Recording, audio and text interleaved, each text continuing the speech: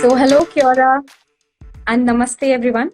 My name is Neha Salian, and I welcome you all to another episode of Table Talk by AJV Global. Mary, would you please tell us about the culture in New Zealand? Right. New Zealand culture they're very, very friendly, very laid back. I come from Hyderabad, and our culture is pretty much the same. We keep saying we are the Nawabs, we are the Nizamis. We love to kind of take it very easy and relax. I think the same culture is within New Zealand as well. We're very, very relaxed, however, very approachable and friendly. A Maori population is still a minor population, but they are very highly valued and respected here in the country. Not just the Maori population. There are other, islanders also who come to New Zealand. You've got the Pacifica, you've got the Samoans, you've got Kiribati, people from Fiji. So there's a whole mix of people who come to New Zealand and make them, their home. So plus you will see a lot of English, a lot of British influences, where New Zealand's a country of migrants. Yeah. So there are pockets in the country, there are pockets in the cities that you will see a strong, say, Indian vibe, or a strong Chinese vibe, or a strong, say, Korean vibe.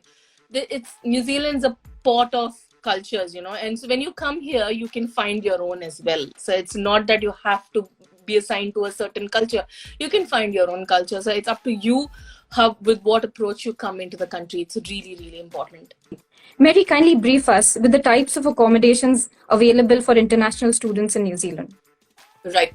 So there are actually about three main, types of accommodation. You can say the first one will be homestay, which is usually for younger children who are still in high school, and this is where you are assigned to a family.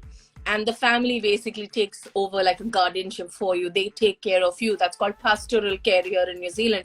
So it's usually for high schoolers or younger people who come, say, at a university entry level.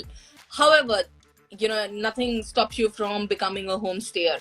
They are slightly a bit expensive if you look at it. There's no flexibility because you pay that kind of a fixed fee for your lodging, also for your food. They take care of your food as well. However, you're pretty much a part of the family. So it's I think families, parents who send their very, very young kids, they feel more safe to put them with a homestay accommodation, right? Now, so it's tad bit expensive, but worth it because you tend to, kind of be a part of a family and not just be by yourself, especially when you don't know and you're learning new things. Ideal for young people, much, much younger, say 18 and under.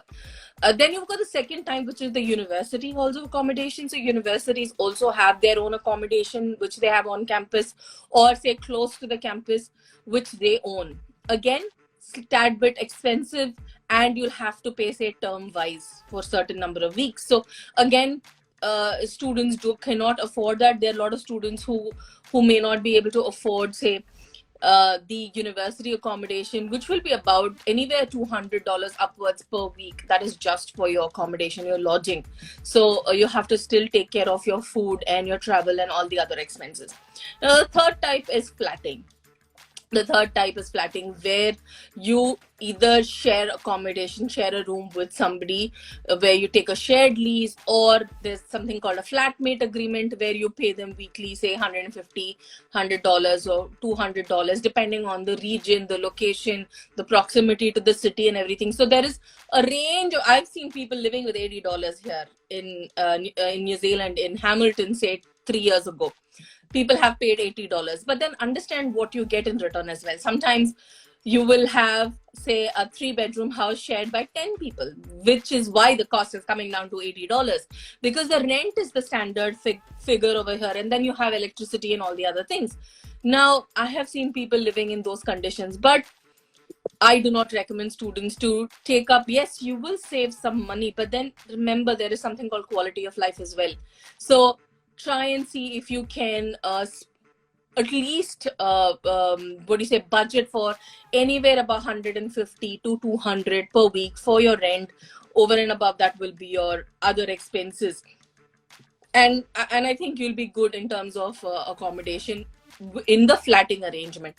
But there are plenty of accommodation options available as a student. There is no scarcity. I think half of the landlords also live on student accommodation only because they find it easier to give it to students rather than find others. Yes. How exactly is campus life in New Zealand? So, on an average, when you study full time here in New Zealand, you are looking at spending 20 to 25 hours studying. Now, this 20 to 25 hours could be, kind of in blocks. It won't be like, I know the culture in India, I've studied in India, you start at 9 and you're there till 3:34.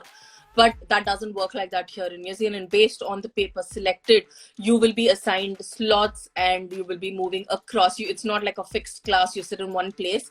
So you kind of, they will assign you room number, campus, or building number, and then you keep moving around. So also sometimes your classmates will not be the same bunch that you study with. There'll be combinations of people that will be keep coming. So you have a lot of interaction with various kinds of students from various backgrounds. You have your locals, you'll have a lot of whites, you'll have a lot of the islanders, you have your Maori, you have Indians, you have Chinese, you have Pakistani. So now most of the schools that I know of are pretty much located in this city.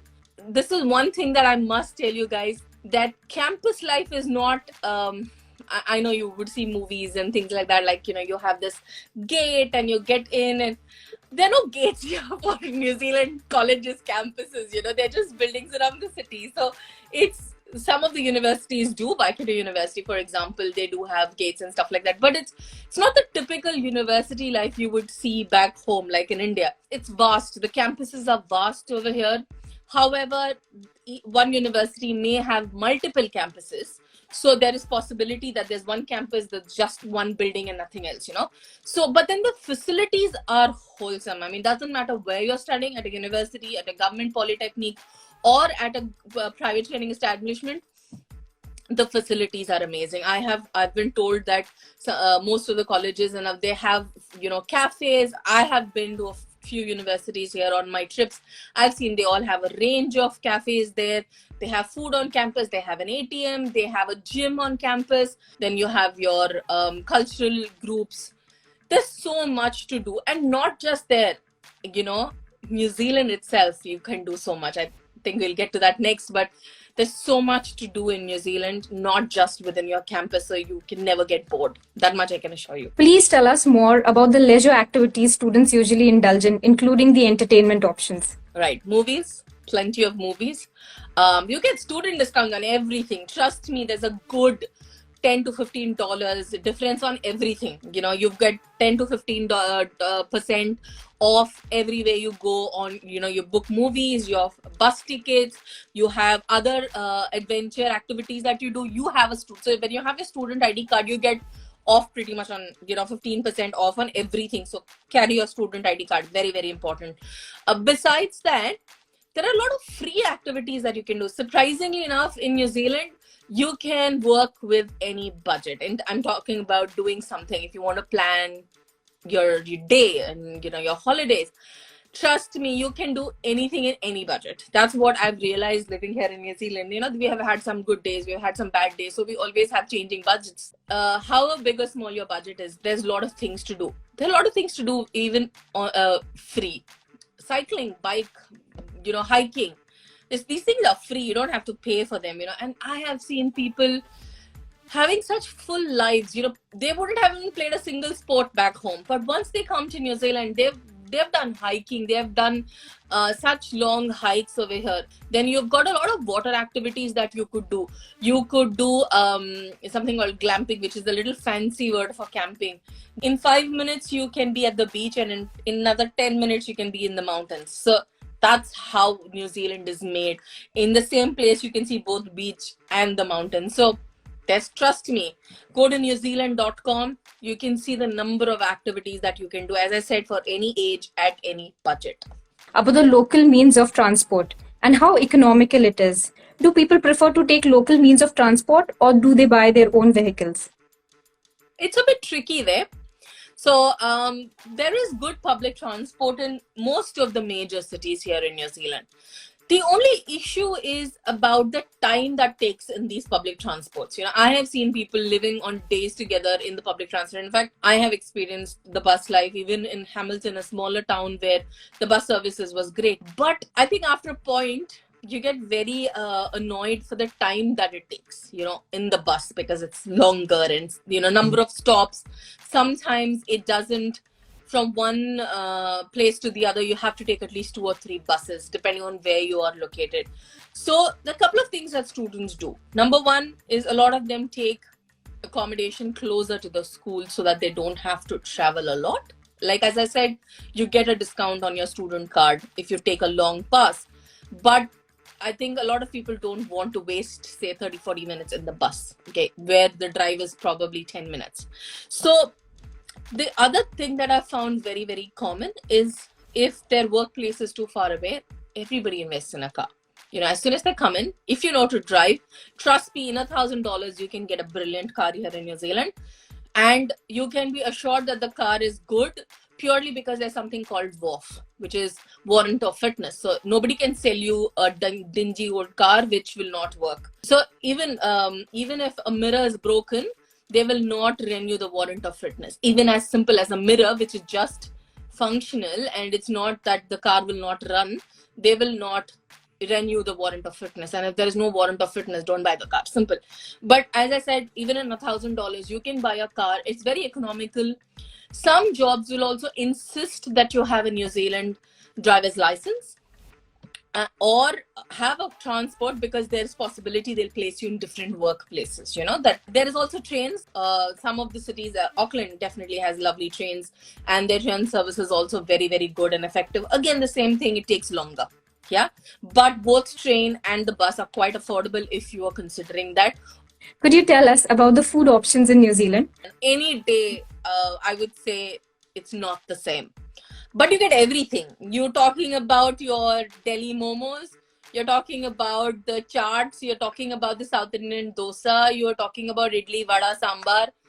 You get good quality export stuff here in New Zealand. In fact, the boxes it's a bit expensive to eat out here in New Zealand. It's on an average, a meal will cost you $20, which is expensive for a student who's earning about $250, $300. So you got to be watchful. The cheapest thing that you can eat outside is fish and chips, which is like synonymous to New Zealand. Fish and chips is very, very popular. For $10, you get amazing fish and chips. Please don't bother to carry rice. You have a bit of a problem when you enter the country. You have to declare all food items. Anything and everything has to be declared at the border, or you could have a very, very heavy fine for not declaring, and if they find something in your bags. Is it possible to manage a family, a child, and simultaneously study? Interesting question. I tell a lot of people, yes, definitely. Now, what's happening is, I think a lot of families come with a worry that, okay, what will happen to my young children if I go out to study? Especially, I think this problem is more with married women who are students. I think married men don't worry about it because they'll have their wives who can take care of the kids. An average cost of living for a family of, say, 3, because we are 3 of us, I can tell you that. On a part-time student income, you'll only get about 300. I think now the minimum wage has gone up. Even then, after taxes and everything, about 250, 300 is what you will get. You still need to cover the rest of the cost, unless you're bringing money from home, But I keep telling people, have your partner pitch in financially, because 2 reasons. It's not like back home where we have so much to do, like, say, women at home have so many activities to do. They also have neighbors, they have friends. It's difficult. Women studying, don't worry. If your husbands want to go to work, there's no issues. Kids as young as 1.5 years can be put in daycare over here. Please know that up to 20 hours, the government covers the daycare costs. So I remember when my child was in daycare, I used to put him for a total of 8 hours on a day. So it used to be only between $50 or $60 a week. In fact, some of the early childhood centers also do up to 30 hours free. So this is also, in terms of week, 20 hours a week, free. Government will sponsor. Free, yeah. Okay. So up to 30 hours also I know, and there are few places I know that also do free pickup and drop, So if you work in 9 to 5, your kids are there 9 to 5 in a daycare. And sending them to daycare is one of the best things that you can do, because I have seen my child grow so well. The way they design their activities is for their overall mental and physical development. And I was impressed. I was mighty impressed when my child went to daycare, and he was there till he was 5, and he just was so ready to get into school. He was already speaking the language just like Kiwis do. His accent was completely Kiwi. The school started 8:30 in the morning, and they're up to 3:30, and then there is after school care from 3:30 to 5:30, so that you can go and pick up your child on time. So even if you can have 1 kid or 2 kid or 3 kids, there's no problem. Education is free for your children here, as long as one parent is on the work visa.